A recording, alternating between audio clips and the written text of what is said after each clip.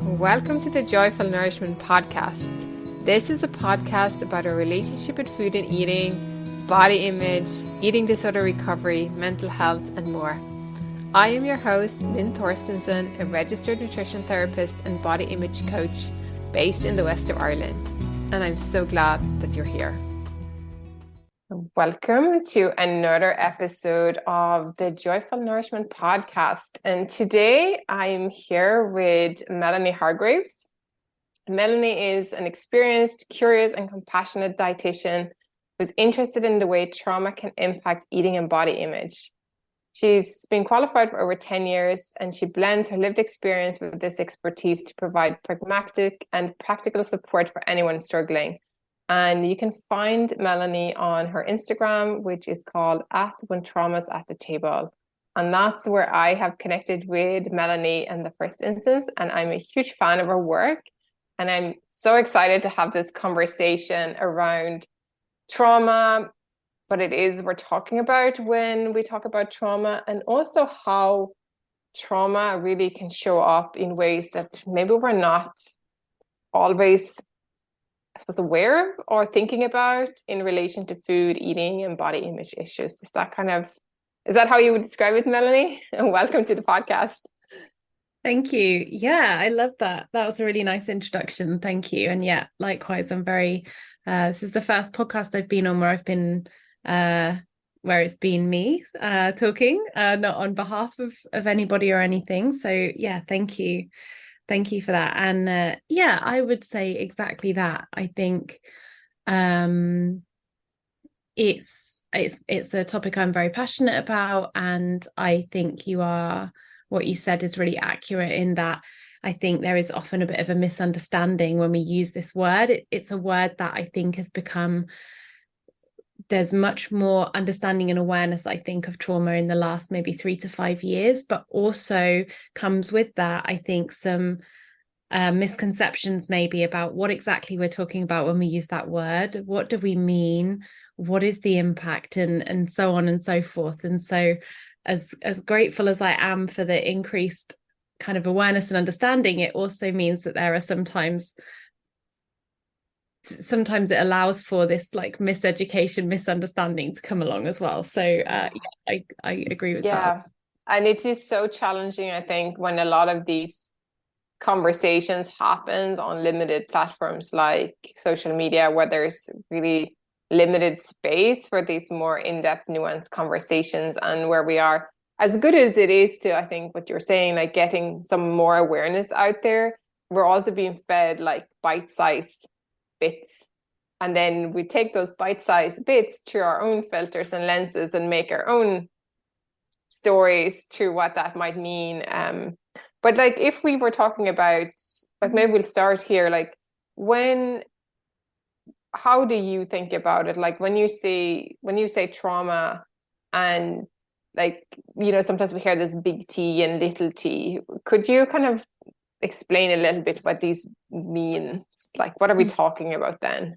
Yeah, absolutely. So we have this we have these understandings, I think, of how we think of trauma. And and apologies, I can't remember who first came up with this idea about the big T and little t trauma, but what I would say, and just to go back actually to something you were saying earlier, I think actually social media platforms like Instagram and TikTok, I think, have been really, really central to this big education around mental health. I really feel like it's been really exciting to watch, because it's been really driven from the ground up, not from the kind of top down, and that's been amazing. But as you say, it flattens a lot of the, such great platforms for awareness then lack often some of that discussion piece. And I think this is actually a really good point to flag, is often there's then this confusion around, well, what actually are we talking about when we talk about trauma? In the medical field, trauma actually has trauma means basically like wounding to body tissues. It means those kind of, in the medical world, if somebody has big impact trauma, they're talking about car accidents, and they're talking about big multiple organ or large tissue damage. So it has a very specific wording there. When we're thinking about like psychological trauma, it kind of adjusts that definition, but by and large what we're thinking about essentially is the same. We're talking about something that has big impact mentally, big impact emotionally, big impact psychologically. The historical, I think, and the kind of more outdated understanding of trauma was that it comes from these big impact events, big impact singular events. And, we think about things like being in a fire, or being in a car accident, or being involved in a natural disaster, a big event where, everybody that looks at it outwardly can say that is going to make somebody struggle. That kind of, we could all look at situations like that and say that is going to leave a lasting mark on somebody. Yeah. And these historically, I think, have been those sort of singular events that really change the path of someone's life that we all look at and say that's a trauma. These would be what are referred to as like the big T traumas. And for a long time, the understanding has been that these are the events that cause trauma. Very definitive, very kind of rigid, quite well marked out. Like, these are the things that will allow you to have trauma. We will allow you to be traumatized by these events, if you will. And what's been really nice actually in the last like few years, and I mean, this work has gone on for decades, but I think much more in the fringes, is this understanding that actually, so that way of looking at trauma is almost like looking at it objectively from the outside in. What things do we think are large enough or big enough or impactful enough to have an impact? What we've sort of moved to, this understanding of trauma, is actually it's much more subjective. It's about how it impacts you as a human being. And if we look at it through that lens, then we can begin to see that actually there isn't really any objective criteria. It's more about what is experienced as traumatic for that person. And along with that comes the understanding of what we would now call like little t trauma, which are things that might not look big to outsiders, but have a huge impact on the person experiencing the event. And with that also the idea that it doesn't necessarily have to be this huge one singular event, but actually it can be the impact of stuff slowly over time that has a real mark. And when we think about trauma, the way that I sort of subscribe to thinking about it is that very subjective way.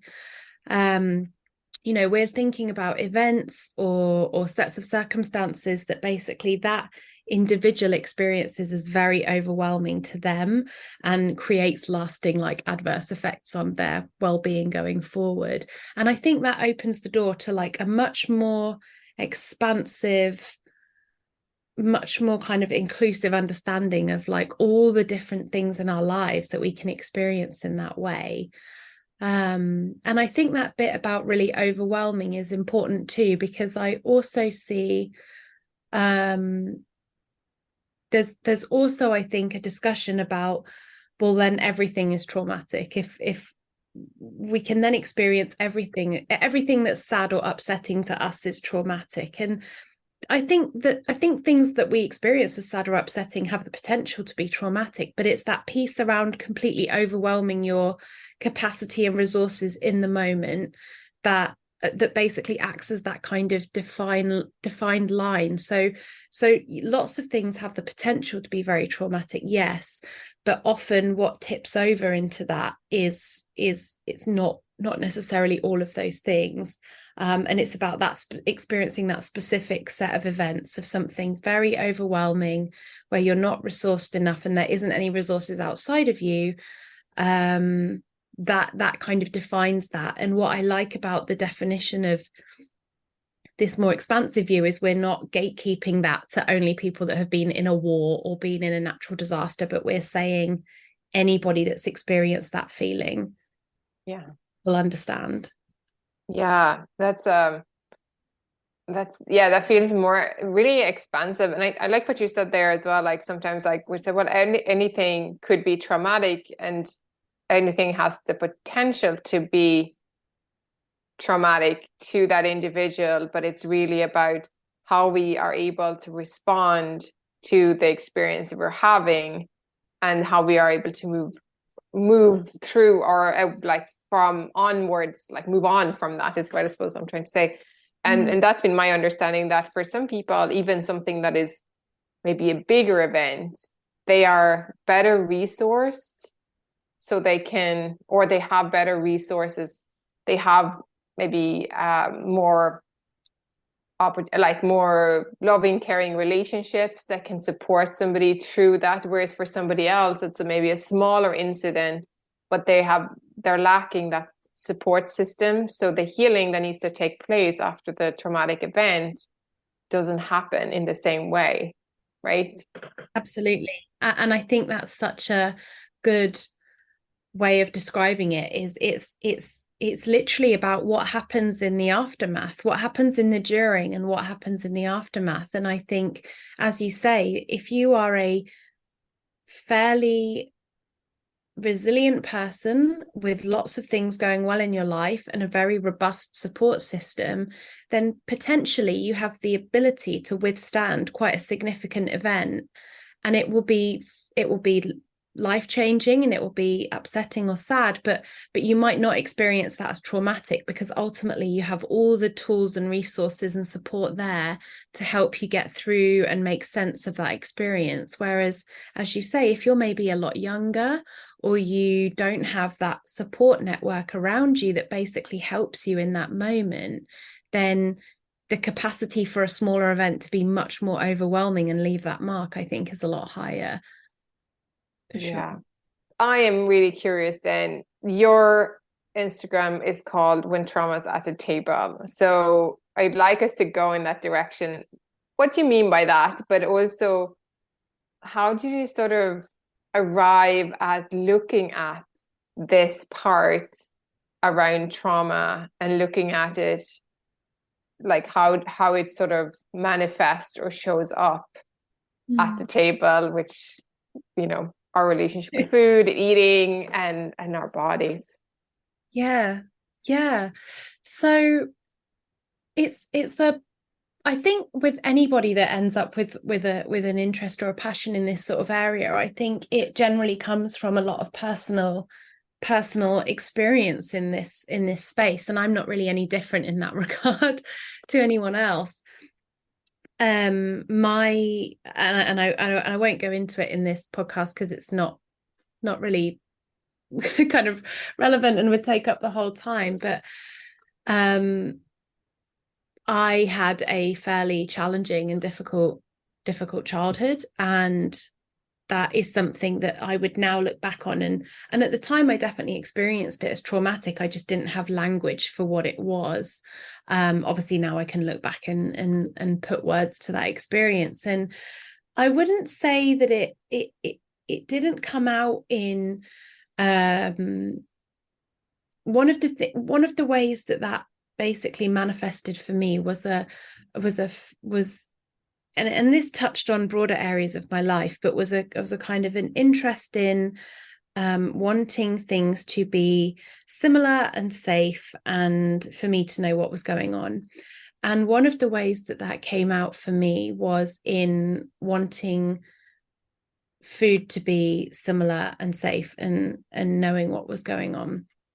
And so it was something that I kind of implicitly, instinctively understood was going on for myself, but had no way of being able to make that make sense to other people. I understood how it was happening for myself. I understood that I liked having the same food. I didn't like being thrown anything different out of nowhere. I didn't really have words for why or what, but I understood that there was a connection point. And part of that process meant that I worked with a dietitian as a teenager, and that really opened my eyes. They were a fantastic dietitian, and they really helped open my eyes to basically expanding maybe how I thought of food. And I also had some I would do a lot of kind of comfort eating, emotional eating, things like that. And basically working with this dietitian really helped me to kind of look at some of these behaviors and approaches and change some of that.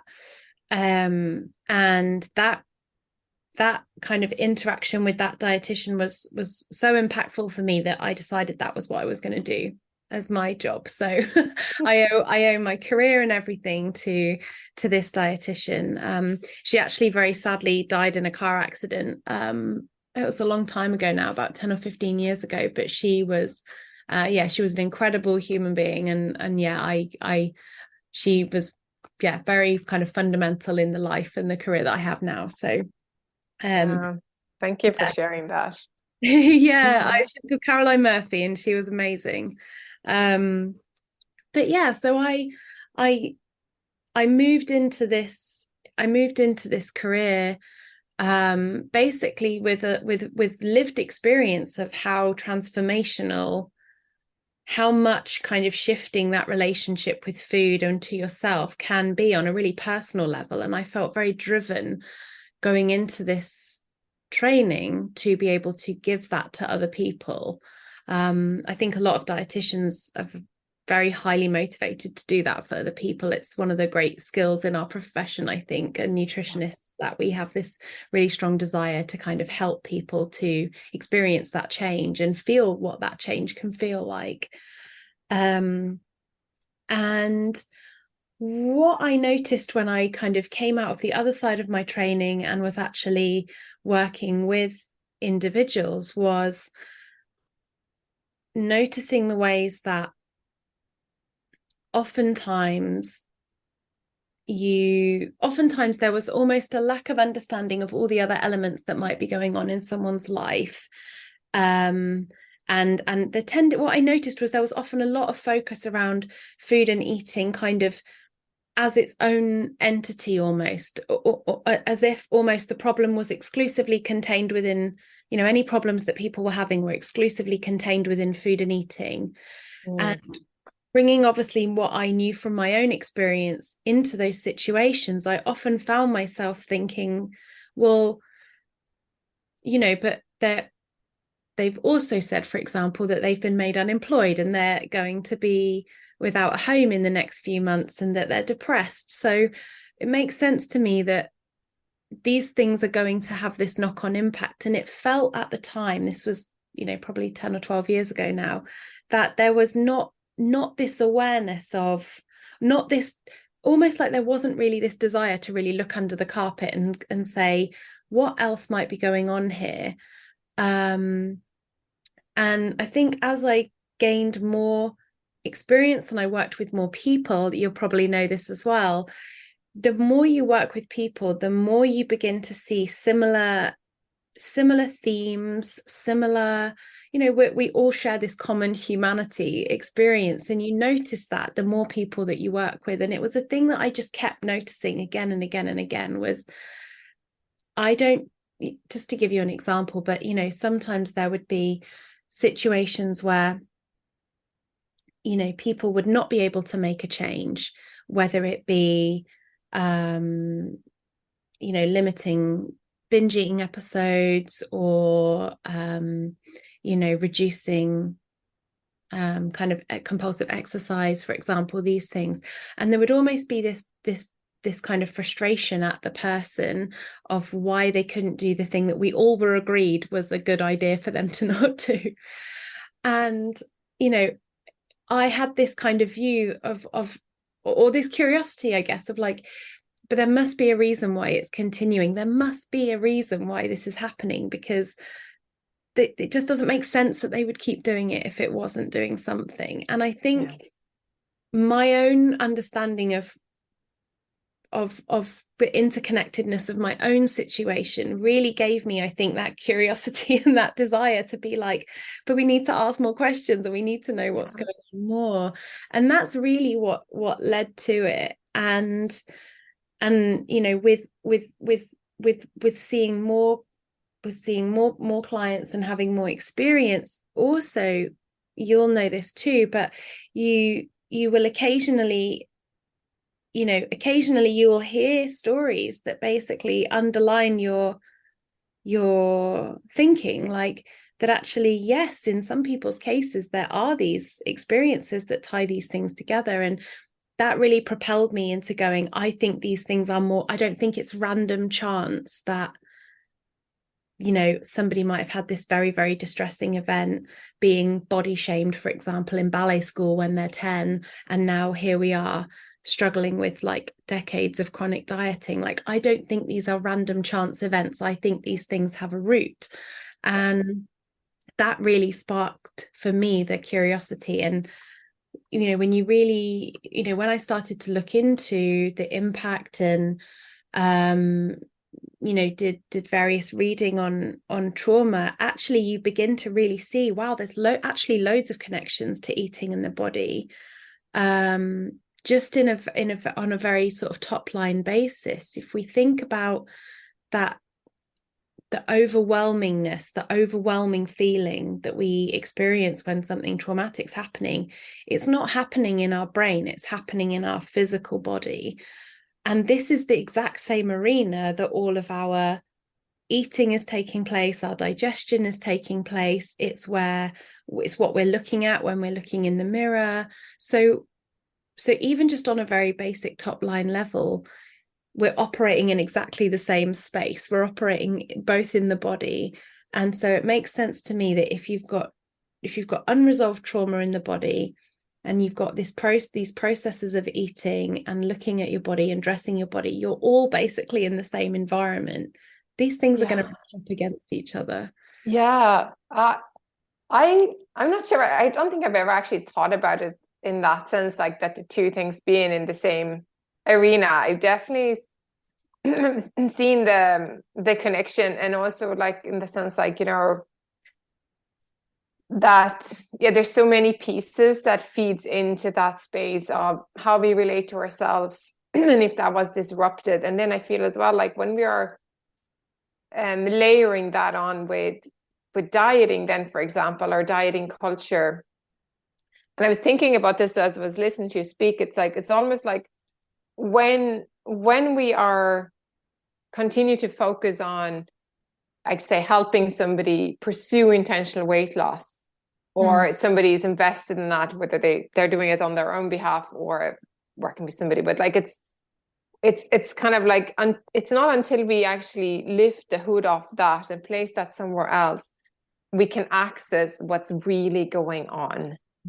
And from there was my next question was like, when you work with people and you're kind of like hold this mirror to show them those connections that they may not have made themselves, like what's that process like, and what are you noticing, or what have you been observing in your clients, like when they are starting to make some of these connections for themselves? Yeah, really great. And dieting is one I feel very passionately about. I think we give dieting a bit of and kind of diet culture, we give it a bit of a pass, I think, sometimes. And actually, if we really were to look at that, I mean, there are different types of trauma that we can experience, of course. One of the types is this idea of intergenerational trauma, this idea of this traumatic experience that gets passed down in generations.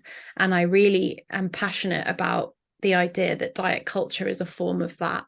If we think about the lineage of mothers passing dieting, weight checking, body policing onto their children, not because they want to harm them, but out of this concern for how their lives will be if they're not thin. But we can begin to see that as this real example of this trauma that just descends down generations and has a real impact. And so I'm glad you brought that up, because I think it's really interesting to think about your experience of diet culture and weight stigma, and actually think about that through the lens of something that has been deeply impactful in your life.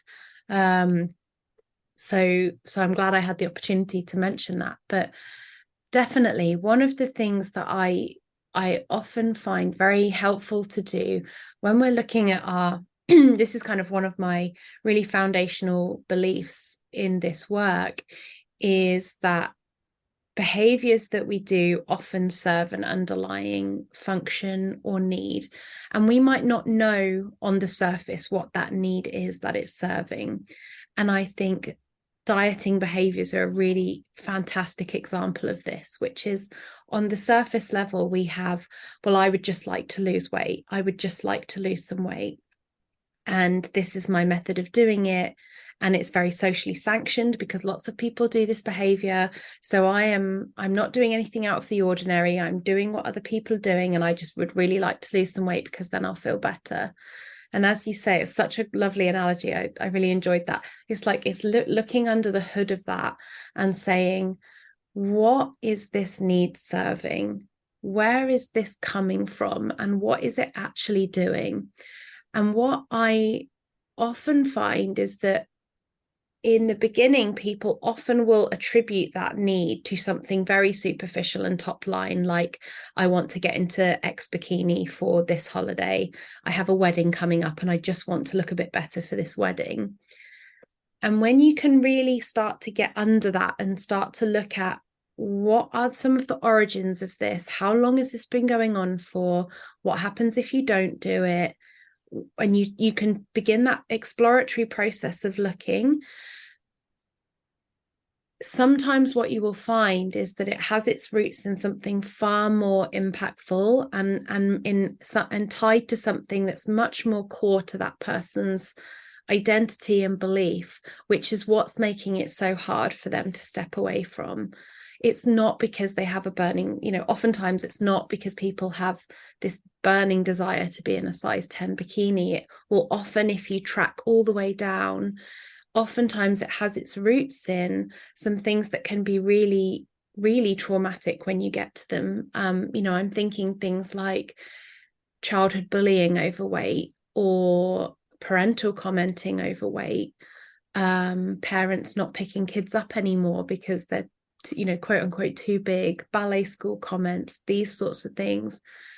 If you really dig down, these are actually quite fundamentally upsetting things, and happening at an age where we're really young and maybe not very able to kind of understand in the broader context that this doesn't mean we're not okay as a human. It's just somebody's opinion of us.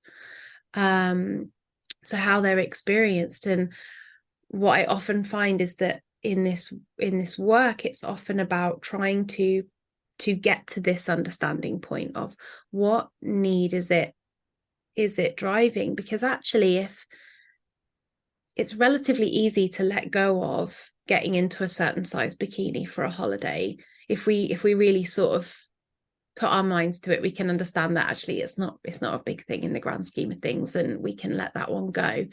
But actually, if we track down to the idea that this is about proving our worthiness as a human to somebody who we really care about their opinion of, like a parent figure or a old teacher or schoolmates, peers, this sort of a thing, well, now we can understand that this is actually going to be a lot more difficult to step away from. And maybe it's not actually about getting to a specific body size.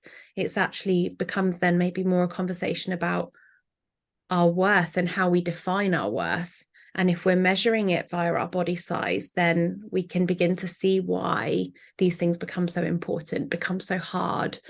We get so caught up in that tangle of both simultaneously wanting not to do it and also feeling completely compelled to keep going.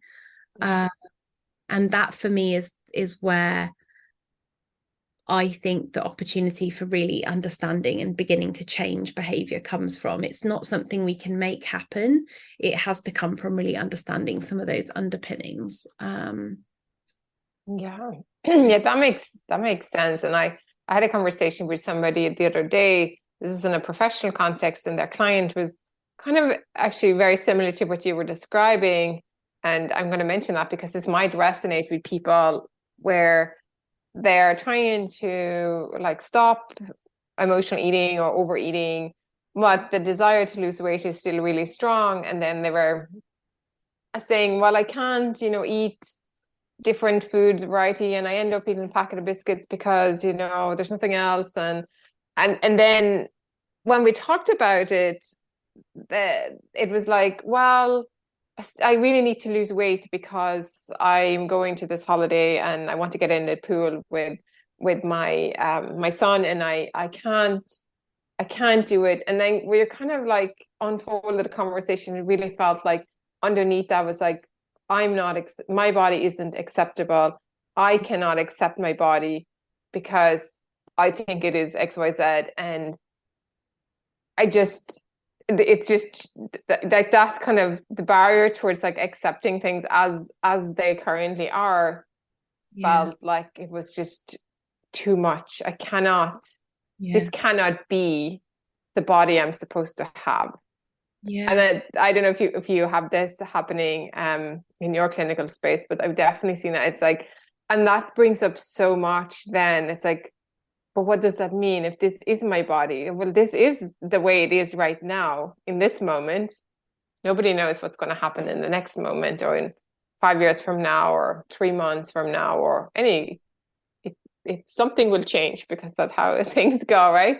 But it's like that sense of, what do we, even when we know that, okay, then, and it's almost like, well, where does that belief come from? Like that this kind of body is so unacceptable that it's like, we have to do something different. And then we're at that odds where, well, what I'm doing isn't working because it's giving me X, Y, Z side effects from trying to restrict the food intake, like binging or overeating, or just feeling miserable or hungry all the time, or any of those pieces. So like, if somebody's finding themselves like stuck in that place, it's like, but this cannot be what I'm like meant for.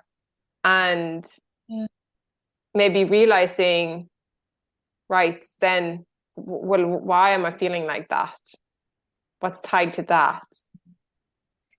And I think one of the things that's very common among, and I'm not saying in that person's case necessarily that it's trauma, but just an observation, is that oftentimes a very common thread that underpins people that have experienced trauma, regardless of where it's come from, is a strong desire for the same, for things not to change, for change to be viewed with a level of suspicion and a level of fear, because what if it's a bad change? What if it's a bad change, like a bad thing that's happened already? And I am always interested when things that come up basically bring up that feeling of kind of distress and panic and feelings of too much and can't cope. Because again, if we look at what trauma is, it's too much, overwhelming, I can't cope with it, it's too big. It has those same underpinnings. And so it's indicative to me of this requirement to accept a thing that you feel is too much is possibly touching on something that has brought up a similar feeling of too much, and you don't really want to go there because it's starting to press on something that feels really difficult. And oftentimes there is almost I'm not going to say an embracing of stuck, because stuckness is not a comfortable position to be in. I don't think anyone wants to be there, but oftentimes it's preferred over the unknown step. Good point. I think that's more deeply, I think everyone experiences that. I think it's a very human instinct to move towards what we know and what feels kind of comfortable. But I think you see that more entrenched in people that have not always had good experiences of change, that they fear change. They can't go into it with a more ambiguous, open-minded, we'll see. It's like, I have to know that it's going to be okay. And if I can't guarantee that it's good, then actually I'll stay here. And that kind of real resistance, fear of exploring that can often, again, not everyone will have this experience, but if they've had a very traumatic experience where something changed and was negative and had this lasting impact, you can see how the reverberations of that will really bring in some resistance to the idea of embracing an unknown body, embracing a body that could go in lots of different, how how much will it grow? Will it, Yeah. all of those questions that come up, I think can sometimes be really amplified in people that have had these negative or not great experiences, very impactful experiences of unknown, of change, of things that they can't control the pace of necessarily. So That makes sense. And it almost sounds like with this person, like that they had sort of created this double bind for themselves, wanting something different, but still holding on to desire weight loss, but then not being able for, the different reasons we know where it's usually not possible to actively pursue dieting for a long period of time and maintain it, that it's just kind of like a double bind. Well, then I'm like eating the stuff that I think a part of me says I shouldn't be eating. So then I'm like, I'm not changing in any direction, really, yeah, actually, and it's just uncomfortable, but that kind of keeps us relatively safe yeah, as well, because they just creating this double bind that doesn't break in any direction, really. yeah.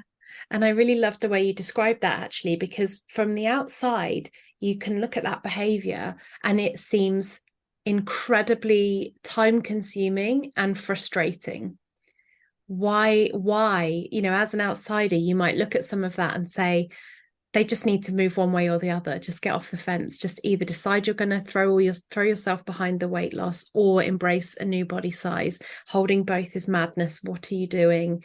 This, and then, as you say, but actually, if you introduce, and again, this is a really important central part, really, of what trauma often orients itself around, is what keeps you the safest. People will rigidly and again, and I think this is where I really care about this topic so much, is because it's when you can understand what is organizing people's behavior. And when we think about anything, oftentimes we're very similar as humans, and we have very basic central needs, and one of those needs is to be safe. And if we can understand that and we can make sense of that, suddenly behavior makes a lot more sense. And actually, as you say, this is a beautiful way of explaining that, which is actually that, as weird and hard and time consuming as all of those behaviors, juggling all of those behaviors look, if we think about it from the concept of what's keeping them the most safe, actually all of that starts to make a lot of sense, because they are expressing the desire to be smaller, which is a safer view to hold in society. And then we also have the simultaneous desire for what probably will bring them less bodily based stress, which is relaxing up on some of those rules, relaxing up on some of that restriction. It's like they're actually aiming for max safety. They're just not getting it in any different direction. Yeah. But by holding all of those ideas, they're getting as much of it as they can without actually changing. Yeah. And that helps to make some of that behavior actually make sense, when we could begin to think about, well, how is this person trying to keep safe? Yeah, and I find as well, when you do the work with people and you can help people see that for themselves, we can bring so much more compassion to ourselves. Sometimes both as practitioners, navigating all this ambivalence and this, when you're kind of go, oh, why is like, because like you said, from the outside, it's like, get off the fence, like do one or the other at least. But it's just like not that easy. But also I find like sometimes when we're able to support people in making those dots for themselves, it can bring so much more compassion towards ourselves. And while we might be engaging in some of these behaviors, even when we've come to the realization that they're not helpful and we want to do something different, why we still keep coming back to them, or why it's difficult to build new ones, because it comes back to this sense of trying to keep ourselves safe. Yeah. It's why I feel so passionately about having a trauma-informed view of how we look at eating and food and body image concerns, is because it allows for that compassion to come in, both for ourselves as a practitioner towards our clients, but also, and most importantly, I think, for our clients for themselves. Because if we are frustrated by our own behavior and we can't really understand it, it means we are much more liable for self-guilt, beration, shame. I don't understand why I can't change this behavior. I've tried so many times. I've tried so many things. I just don't understand. We have all this frustration, anger, upset, all kind of going around. When we can open that door to saying, well, what if we look at it as ways you've kept yourself safe? What are the ways, with everything that you've been through in your life, what are the ways that you have worked to keep yourself as safe and as together as you can be? Suddenly we're able to look at some of those same behaviors. We're able to open the door to that, to access that part of us that can actually say, this has actually been a way I've really tried hard to keep myself afloat or to get myself through difficult circumstances. Can begin to see, oh, okay, so this is why I'm doing this. And actually, when we have that, it's so much easier then to find that compassion, to go, this has been a thing I've had to do at times in my life, and I'm not going to keep heaping on the guilt and the shame. And I don't know if you've noticed this, but in my experience, what I find is when we can access some compassion for the ways we've acted for ourselves in our lives, that tends to be the door that leads to an acceptance of the behavior, an understanding of why it exists, and an acceptance of the things that we may have needed to do in the past. And I think when we get there, it's so much easier then to look with a really compassionate eye towards, well, how do we want things to go going forwards? Not with a specific view or ways of stopping a certain thing, but it just means that rather than that be getting stuck in that real shame, guilt, blame cycle that ultimately doubles you back down on the behavior, it gives you just that ability to actually look in a really compassionate way and say, this has worked up until now, and this has been what we've done up until now, and this has got me here, and I'm grateful, and I'm glad we got here and we did what we had to do. And now that I'm here, there's a chance to look at how I might want things to go moving forwards. And I just find that to be a space that opens the door to a lot more change than rigidly focusing in on behavior and techniques around that.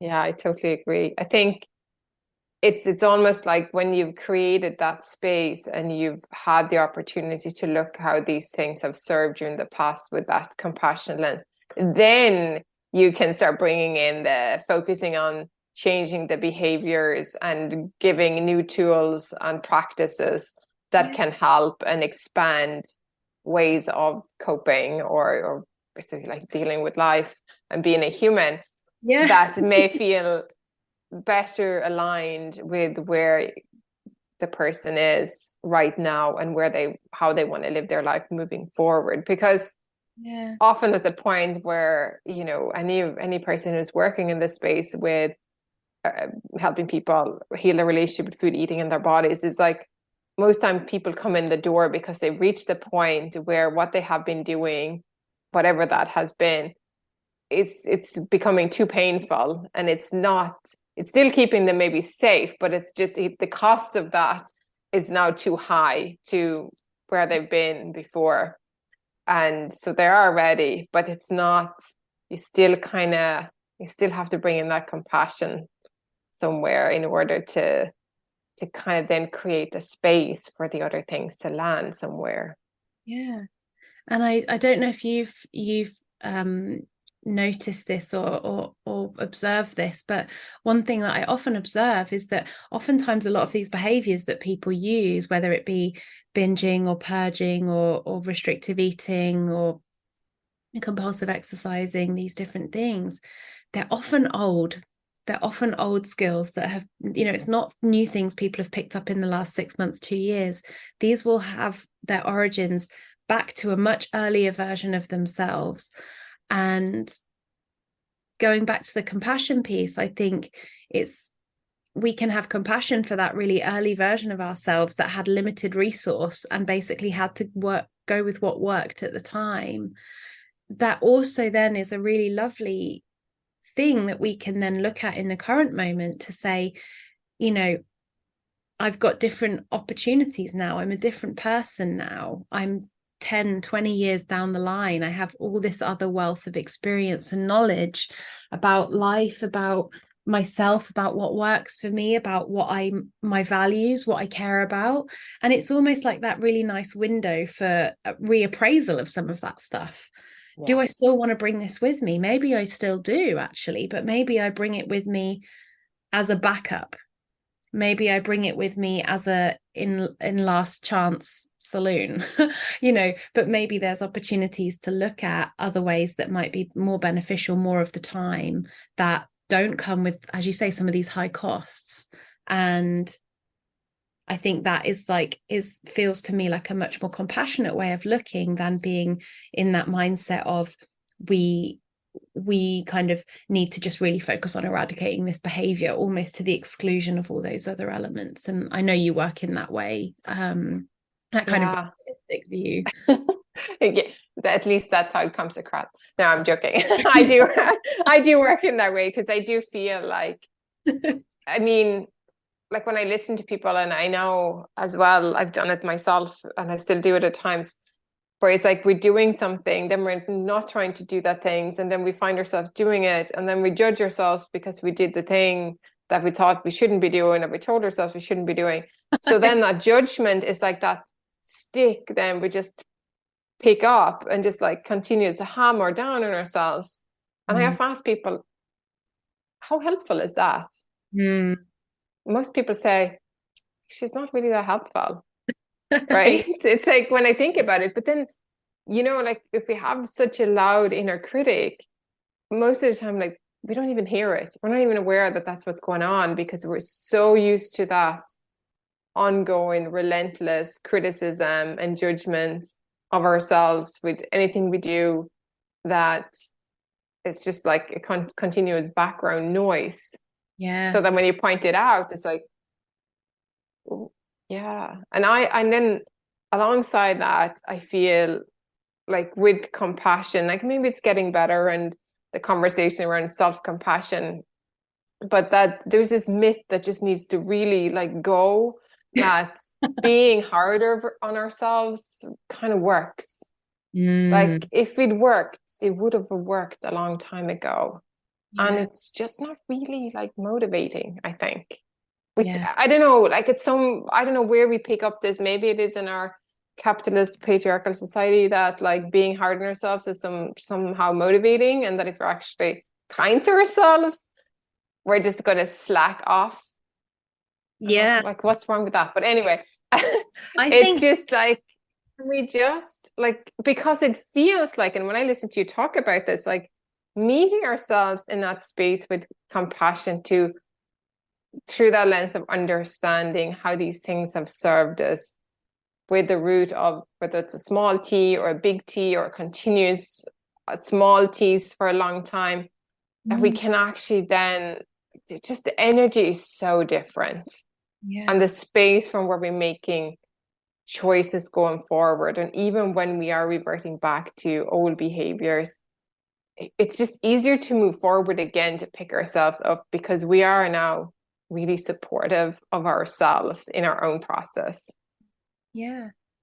And actually that's a good point that I would like to just make, if we've got time, is one of the really good examples of so-called little t trauma is relational trauma.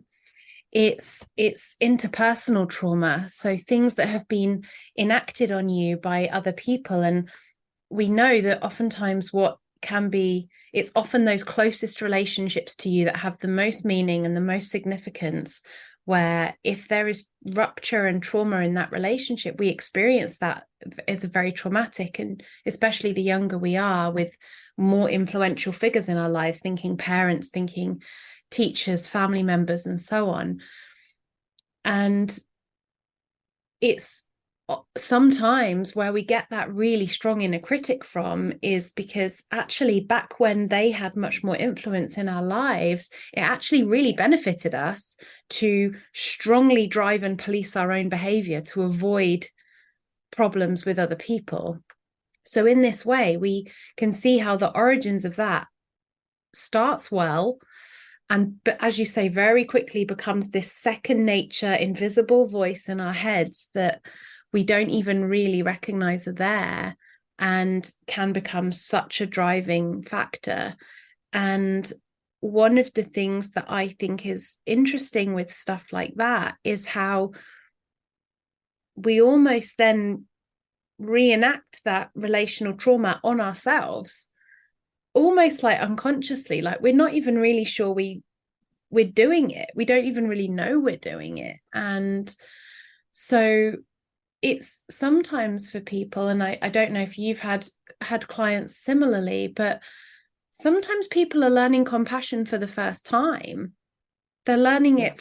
They've not had that experience of like what a compassionate voice sounds like. One of the things that I often ask my clients, actually, when we're talking specifically around body image, is to ask, who taught you to hate your body?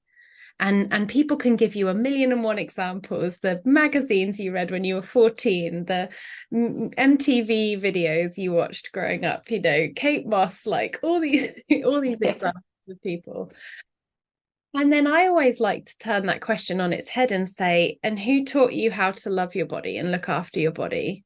And oftentimes it's crickets. It's people are like, and people might come up with like a vague auntie who they knew who never tried to diet, but it will not be the same strength, the same impact. And so I think that's interesting, because we know that things like compassion, and this is what I enjoy so much about this sort of work, is compassion isn't a thing we're born with or we're not born with. It's not a thing that we have or we don't have. It's a skill. And the joy of it being a skill is it's learnable from nothing. You have to find somebody who can show you what that looks like, but it's a totally learnable, trainable skill. And you can begin to learn that for yourself. And again, this is one of the things where having, I think, a trauma-informed lens is quite helpful, is understanding that some people just might not have had that before in their lives. They may not have had a person in their lives go easy on them or show them that it doesn't need to be hard and punishing all the way.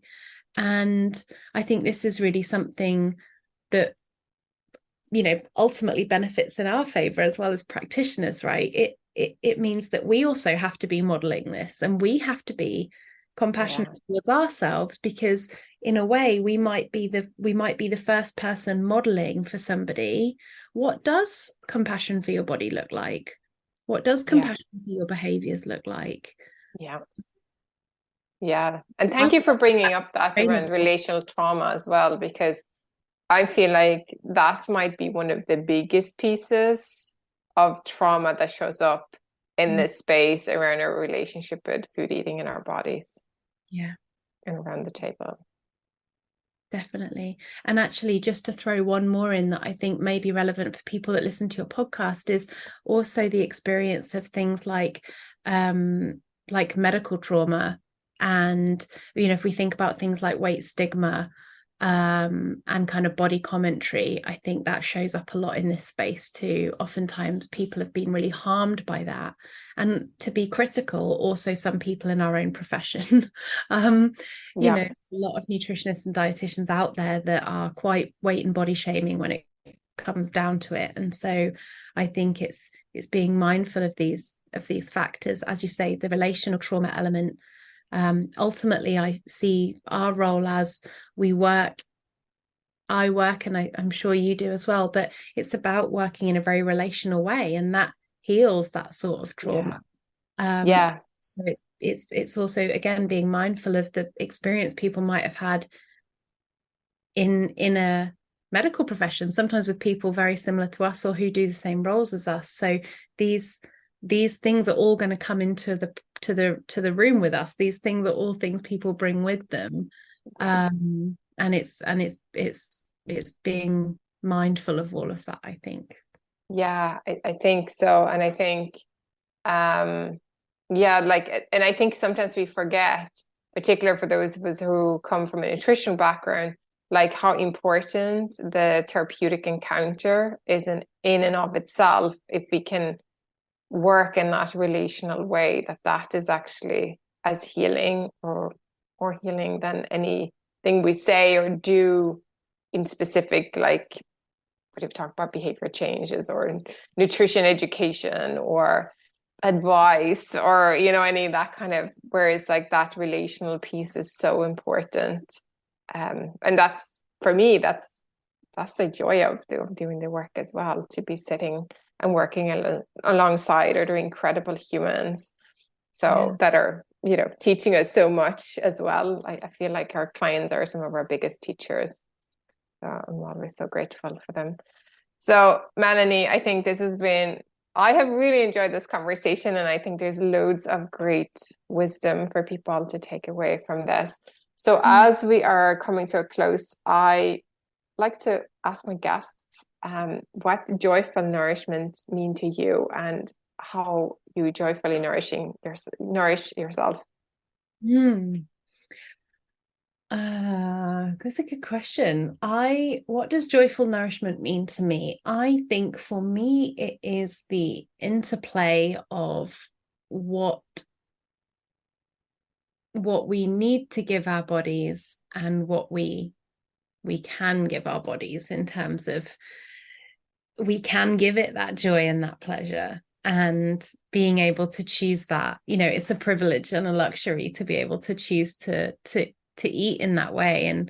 And I think it's great to have the option always to make things to eat, nourish yourself in a way that's what your body needs, but actually what you can enjoy as well. I think pleasure and satisfaction are hugely overlooked elements of food that are very important. In terms of how I have been doing it for myself, how I do it for myself, I actually just came back from I boulder, which is a type of rock climbing, and I did that last night. I go with a group of friends, and I absolutely love that. That feels for me like such a way to honor my body, in terms of it being strong and capable and functional. And I really love the challenge that brings, and the reminder of how strong like we are and we can be. So that and I have a rescue dog that I love a lot. She's great, and taking her for walks is also very nourishing for me. And I will forever hold a space in my heart for the combination of cheese and carbs. So mac and cheese, pizza, that for me is about as joyful as food can get. Thank you for sharing that. Yeah, there's something about that fat and carbohydrates combination. Yeah, that is just really good. Really good. And where can people find you, Melanie, if they want to connect with you further, have a look at the work that you do? Yeah, thank you. So my Instagram page is where I'm mostly at. So at When Trauma's at the Table, and I've got various posts on there, and I've even got a few, I think probably a bit further down the page now, that look at resources for people if they want to think about this idea in more depth. I'm not a psychologist, so I'm just a dietitian with a passion for it, but I've got some links on there to some books and podcasts. So for anyone who's listening, if you think that maybe this has relevance for you and for your own experience, then there's some bits on there that I could recommend, and I could drop you a couple of links as well if you wanted. Yeah, I'll put some links in the show notes as well for people to follow up on.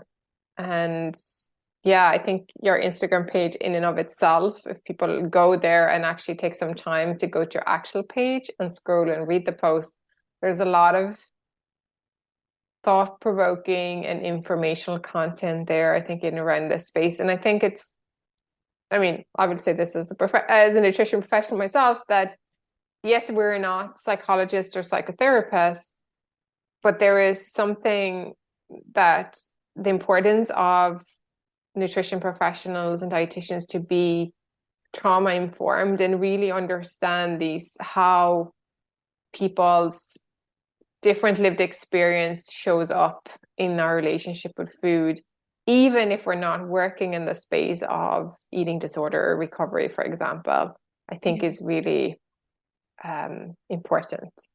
So, and I think for anybody, I think just like going through and learning from your content and what you put out there, I think will help just to start broaden that way of thinking. And I think that's super valuable. So thank you so much again, Melanie, for coming on board and for being part of the podcast. No, thank you for having me. It's a great podcast. So yeah, I feel very honored to be on it. Thanks for listening. The Joyful Nourishment podcast is produced with no financial backing, and your support means a lot to keep this project going. If this episode has been helpful in any way, please consider liking, subscribing, or leaving a 5-star review on whatever platform you listen to podcasts on. This helps the podcast to be found by others.